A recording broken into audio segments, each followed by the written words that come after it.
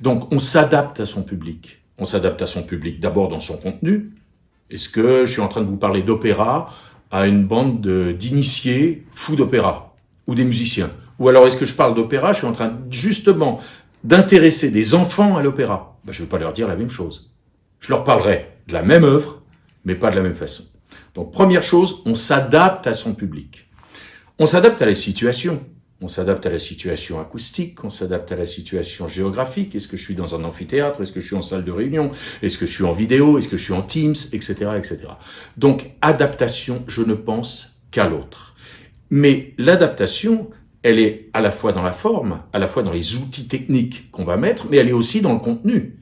Donc, très très important, je dois adapter mon contenu à mon auditoire et je dois adapter ma façon de le dire à mon auditoire. Règle absolue, avec naturel et avec sincérité. C'est la sincérité, c'est le naturel qui sont les valeurs ajoutées d'un contenu. Un contenu ne se suffit pas à lui-même. Sinon, n'importe qui pourrait jouer Don Juan de Molière.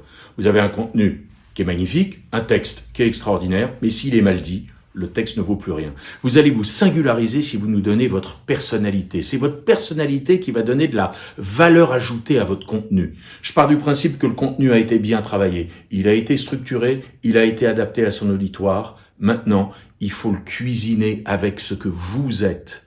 Et il n'y a pas un type de bon orateur. Il y en a 1000. On peut être un très bon orateur avec une grosse voix. On peut être un très bon orateur avec une petite voix.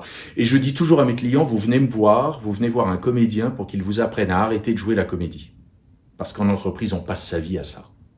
Donc, naturel et sincérité. Et c'est ça la valeur ajoutée d'un discours. Sinon, on envoie un mail, le discours est bien écrit, et pas plus. Mais en fait, le fait de l'incarner, le fait de le porter, le fait d'avoir envie de le dire, c'est ça qui donne la valeur ajoutée à un discours.